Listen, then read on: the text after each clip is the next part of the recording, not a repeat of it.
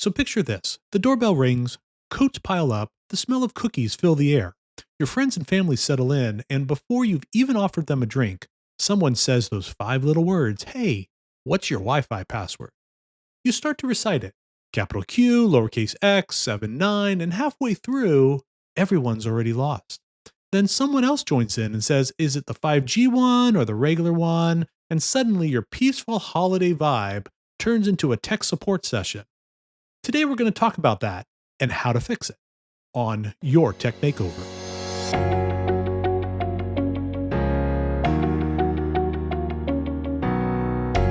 Welcome to Your Tech Makeover, the podcast that gives you tips and tricks to help you simplify and get more out of the technology in your life. I'm your host, Frank Bravo. Today we're talking about how to share Wi-Fi the smartest way so your guests can get online easily and you can keep your network safe. The holidays are peak season for Wi-Fi. You've got guests with new phones, tablets, smartwatches, and they all want to connect. And while you're handing out your main Wi-Fi password, that may not seem like a big deal, but it opens the door to more than you realize. When someone joins your primary network, they might also have access to your printers, maybe your smart cameras, files sitting on your devices. Who knows what they have access to? Even if your guests are trustworthy, their devices may not be. An old phone without security updates can sometimes bring malware and weaken your network security. The good news? There are safer, faster, and more convenient ways to share your Wi-Fi without turning it into your household IT department. So, what can you do? Here are 3 smart ways to share your Wi-Fi. First, we're going to turn on the guest network. It's the safest and overall easiest way to do it. Second, you want to turn on the ability to use a QR code. I love QR codes. Anybody who knows me knows that. And it's the fastest option to share your network information. And then there's also tap to share from your phone. This is great for trusted friends in your family, but it doesn't give them access to your guest network, just your primary network. So let's go through each. First, let's turn on your guest network. This is always the best practice if you have guests coming to your house. It gives your visitors their own lane on your Wi-Fi highway. It's internet friendly, and they keep all their stuff secret and safe and separate from the rest of your devices in your house.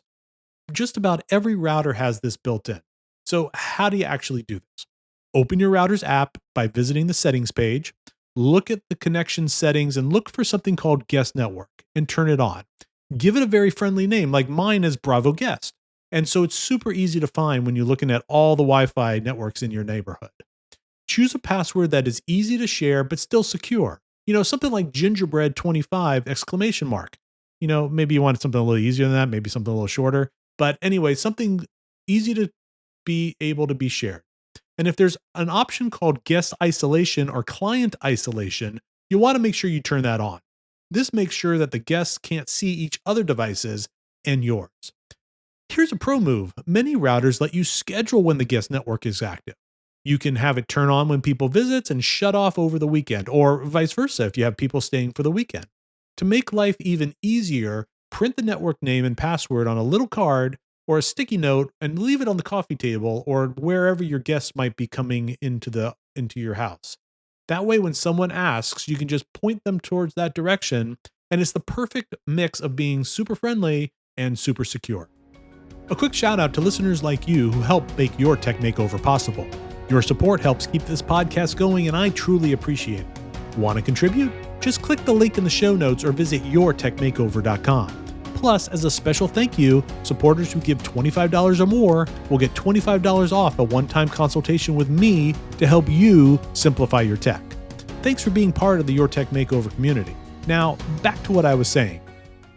The second way to securely share your Wi-Fi password is by using QR codes. If there's one piece of technology other than Zoom we all got used to during the pandemic, it's the use of QR codes. Wi-Fi connections can be easily shared through QR codes, and it feels like magic. Just show the code to your guests, they scan it with their phone, and boom, they're connected. No typing required. Here's how it works. If you're on an iPhone, go to Settings and Wi-Fi, and then tap your info icon, that's that little I, next to your guest network name. You'll see a share password or QR code option. If you're on an Android device, then you want to go to the share right under your Wi-Fi connection. It automatically generates a QR code on the screen. Once you have the code, you can take a screenshot and print it out and put it someplace visible. We moved to our offices last year when I was working still for the paper, I did this for our guest network so that anyone visiting the office could easily get online and it wasn't a big deal about sharing the passwords. The third way to quickly share your Wi Fi network, if you have devices that are already connected, is by the tap to share. So, like the QR code option, this one is built right into your device. If you're an Apple household, when someone with an iPhone or a Mac tries to join your Wi Fi, you get a pop up asking them to share the password. If you tap share password, then they're in without ever even seeing the password themselves. This doesn't always work, but when it does, it's super easy. Android users have the same trick through Nearby Share or by showing the QR code directly from the Wi Fi settings, like we talked about before. This is perfect for trusted guests, family members, or close friends because it connects you to their main network, not the guest one, since you're probably connected to your main network and not the guest one. So if you're helping grandma FaceTime the grandkids, this is great.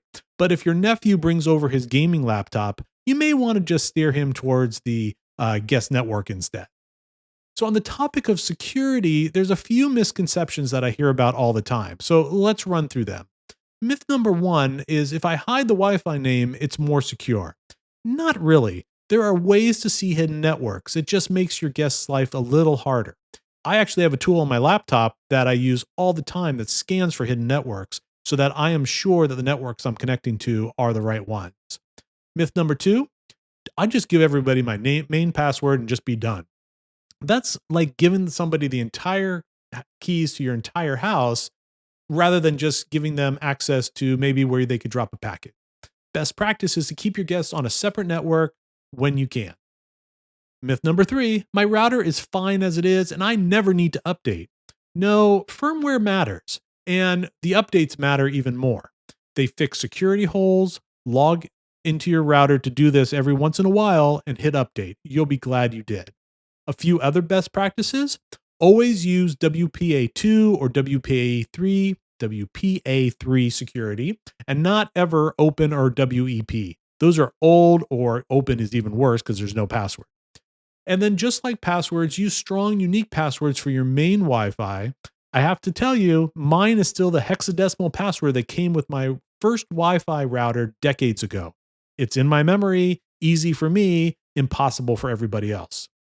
If you could rotate your guest network password every 2 years, that may not be a bad thing, but honestly, it just makes more work for people who visit your house all the time to come back. If you have isolated networks on, the worst that could happen is they use up a lot of your data plan. And if you're going to connect them to the guest network anyway, you might as well just leave the password the same. If you're sharing with the QR code, remember that if you do change the password, you have to regenerate those QR codes and print them out again or give them out again. Here's a few quick troubleshooting tips so that you're not spending all your holidays dealing with Wi-Fi issues. First, if the guest says they can't see the guest network, make sure their Wi-Fi is enabled and your router is broadcasting. You could always check that on your own devices. If the QR code doesn't work, you may want to double check the network name and the security type that it makes sure that it matches with what you had created originally. Then you could regenerate the code. I always forget my network settings on your device. You could always forget those and then try again yourself just to make sure that you're able to connect. If Apple Password Share doesn't pop up and you're trying to share it just by being close, make sure that both phones have Bluetooth and Wi-Fi turned on, are unlocked, and they're very nearby each other. And if speeds get sluggish with dozens of people streaming, consider enabling a guest bandwidth limit. Many systems let you cap how much network your guests use so that your streaming isn't affected by somebody streaming games to their devices. Before your next gathering, here are 4 things you can do to make your tech life easier. This is basically a recap. First, turn on guest network with isolation. Second, set up an easy to share password that's different than your main one for your guest network. Third, generate QR codes for the quick connects. And fourth, print out or display the network information where your guests can see it. Those 4 things will help you not ever have to yell capital G, lowercase q across the living room again. Being a good host doesn't mean being a part-time tech agent, although a lot of times that's my role whenever I go places. A little preparation lets the guests get online quickly while keeping your digital life secure. You'll look like the most organized person in the room, and your smart home and devices will thank you for not letting strangers wander into their lanes. So, how do you share your Wi Fi guest network today, or your network with your guests today? And what will you try from this episode? Let me know. And as always, if you have ideas for topics you'd like me to cover, please feel free to contact me via email at frank@yourtechmakeover.com. That's it for now. Thanks for listening to Your Tech Makeover. If you haven't already, don't forget to subscribe to this podcast on your favorite podcast platform so that you don't miss an episode. You can also check out yourtechmakeover.com for more information about each episode. And if you're on Substack, search for Your Tech Makeover because we're there too. And if you want to find out more about me, visit bravoitc.com. Until next time, I'm Frank Bravo, and this has been Your Tech Makeover.